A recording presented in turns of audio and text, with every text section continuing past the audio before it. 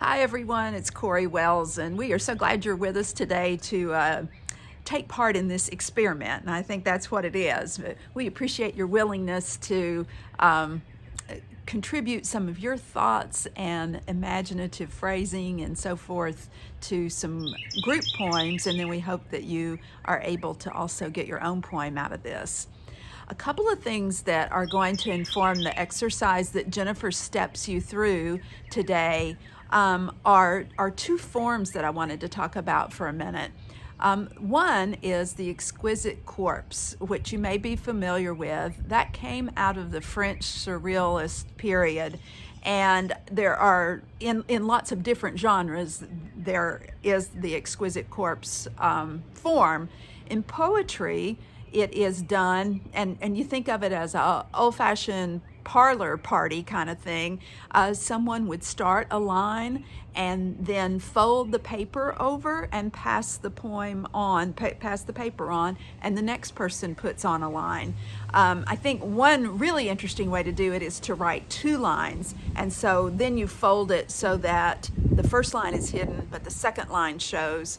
And so that gives the person who you're giving the paper to a little bit of inspiration. But then you're writing two lines, folding it down, and so forth.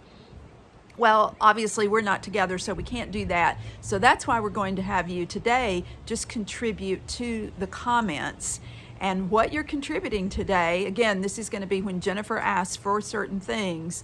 Amy and I are going to be watching, and we'll be grabbing some of those things and putting them into a collective poem. But afterward, or while you're doing this, everybody is welcome to everybody's comments, okay? So I was going to read, though, an exquisite corpse that was done in, I believe, a high school class through a writing exercise, just to show you kind of what can happen. So this, and I'll share a link to this particular site, which is the Malership Service in Action site, where they do work with different groups. So this does not have a title, but it just starts out: blooms of money, flowers sprung up, dollar signs falling slowly from the sky. It was raining dead rich men. Money is the root of evil, or money is you. Money can be used for good. It depends on what you do. Money can buy me that, but not a sidewalk or a bus. I have lots of Benjamins in my pants, so I began to dance, filled with joy. I couldn't be happier. Money can buy love, wedding. Money can buy you happy, divorce. Put money in your name. I'm a rapper with no bars, so I play at the park to find some. What are you playing for? Keeps. Okay, so that was a group poem. Isn't that cool? And so I hope that, and again, I know you're not seeing it right now, but there's lots of different line links in there. So when you're contributing today, feel free to put a whole sentence or a long line. Feel free to only put a word if you want to, and we'll just see where that goes. The other form that I wanted to talk about for a minute is the cento. A cento is a form where every line in the poem is taken from another poet. And I'm going to share one that's by Diane Lockwood, and again, I will post this link as well in the comments so you can look at the entire poem. But I think to do one of these well is just a very challenging thing, but especially right now when maybe we are not necessarily all feeling quite as creative as we might. And I know that varies by a lot of people, but some of us are just not feeling it. But this is a nice thing that maybe we don't have to come up with everything. We can just take lines that we like and experiment with putting them together to make something new. So it's a collage sort of thing. And this is fairly short, so I'll read it all. This is called My Artie Ars Poetica, a cento. So it's got a sort of a highfalutin name a little bit there, but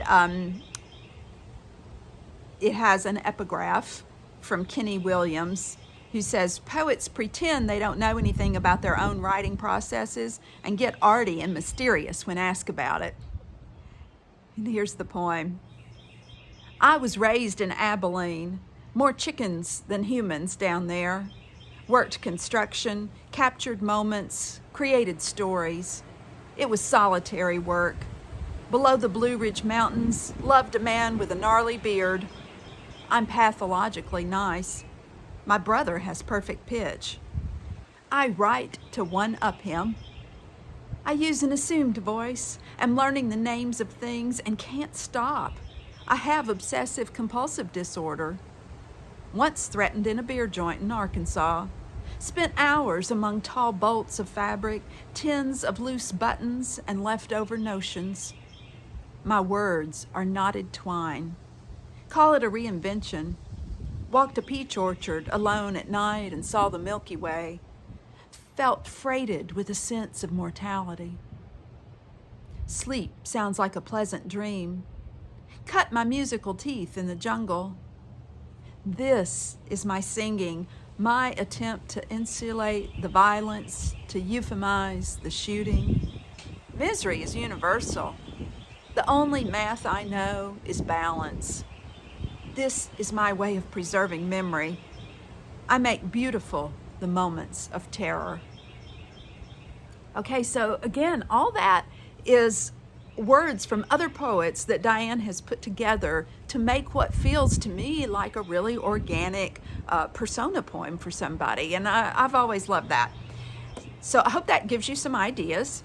And now I'm going to, just so you can play this back later if you want to, because Jennifer will share that link, going to share what we are doing today. But again, Jennifer is going to step us through this. But the first is we are going to write 3 phrases or sentences about the weather or a season. And don't worry about writing this down because she's going to step you through it.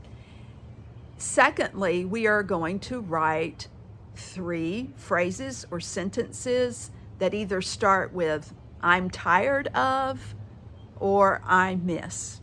And now that you have been home for weeks, I know that you are tired of things or you miss things. So you've got plenty of things to work with there. Thirdly, we're going to write down a kind of plant. Then we're going to, now this is the part, all this previous stuff you can be, submitting on the comments. Then you're going to play with your own poem, or you're going to look at lines that other people have submitted as well, and you're going to start putting those into an order. So you're going to work toward a poem, and we're thinking it's a 12 to 16 line poem. It's not something super long. And we are going to, somewhere when we put in that order, then work in the word dangerous or danger, whichever. So you now have something that's taken shape. You're going to then work on the last 2 lines of the poem, and that penultimate line, the line second to the last, is going to start when. So then you fill in the blank after that. So when, da da da da da. And again, we know that this is going to be more than you can do just in this hour with us for your own poem. But when you are getting it much more in shape, you finally want to title it. And your challenge is use a word or a phrase which is not in the poem itself. I think we're going to have fun. And thanks for listening. And we're going to turn it back to Jennifer. Bye. Bye.